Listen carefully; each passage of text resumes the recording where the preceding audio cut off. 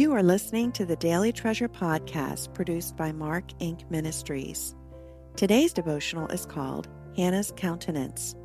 Today's treasure: when I am afraid, I put my trust in you. In God, whose word I praise, in God I trust. I shall not be afraid. What can flesh do to me? Psalm 56, 3 and 4.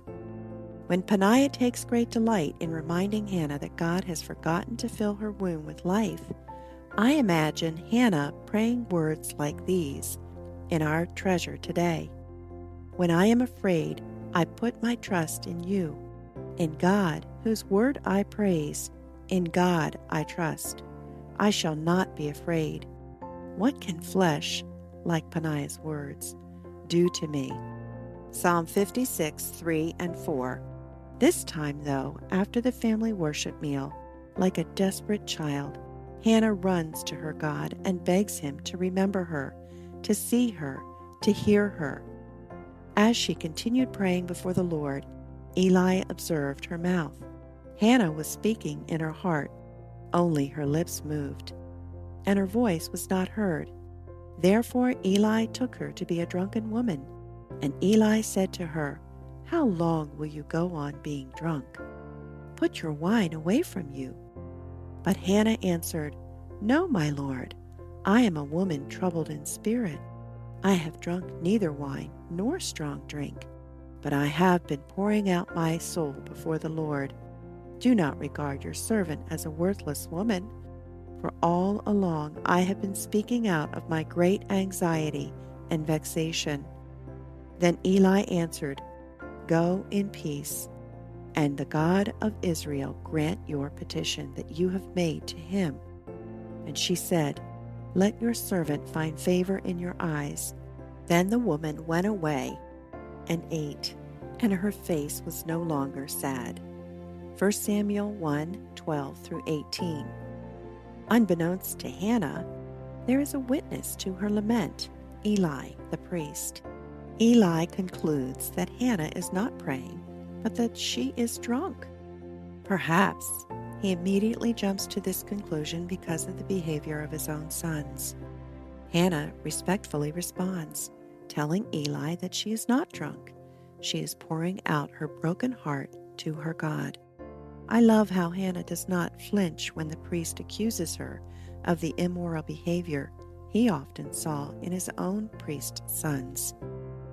She asks Eli not to see her as a worthless woman, a reference to the same word used to describe Eli's sons in 1 Samuel 2:12. Now the sons of Eli were worthless men. They did not know the Lord.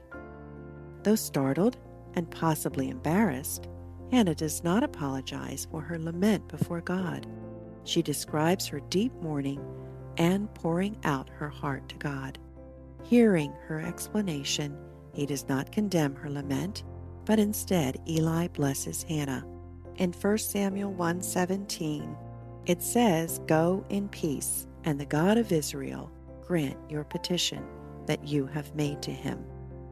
Having experienced my own personal season of lamenting, I recognize the relief and peace that covers Hannah after her emotional outburst.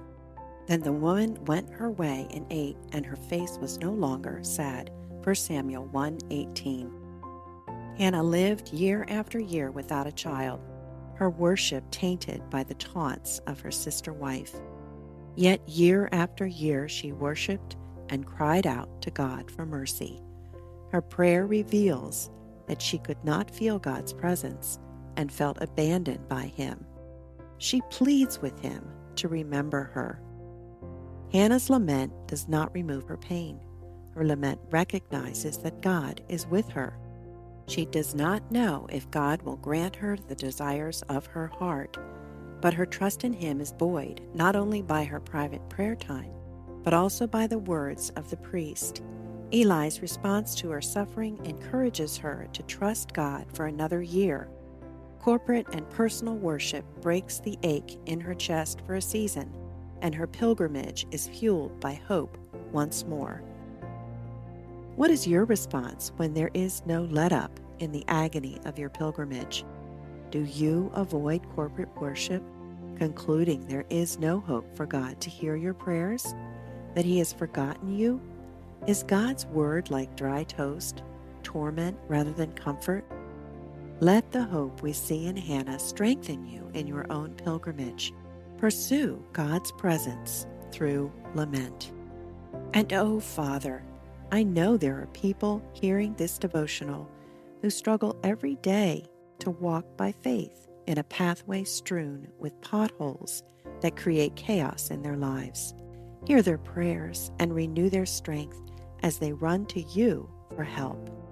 Friends, as we consider our own pilgrimages, I hope that you are treasuring those moments where you know that God fueled your pilgrimage with His hope, the hope of Jesus, the confidence that He is sovereign and we can trust Him. And I think back on a moment many years ago as I waited to learn my prognosis after being diagnosed with breast cancer. And the Lord gave me the promise of Isaiah 45, verses 2 through 3, which says, I will give you treasures in the darkness, riches stored in secret places, so that you will know I am the Lord your God, the one who calls you by name.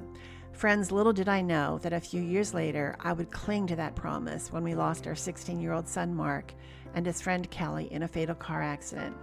And I record my journey through the land of grief in my book, Treasures in Darkness, A Grieving Mother Shares Her Heart. Through my journal entries and scriptures, I take you deep into my own struggle with hopes my journey will encourage someone coming behind me in their grief journey. Not long ago, I narrated the book, so it's also available as an audiobook.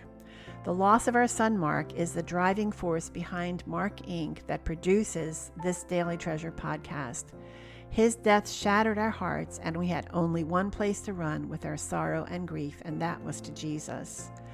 Chuck and I both wrestled to reconcile God's sovereignty with His love, and the Lord welcomed our questions and held us tightly in His grip.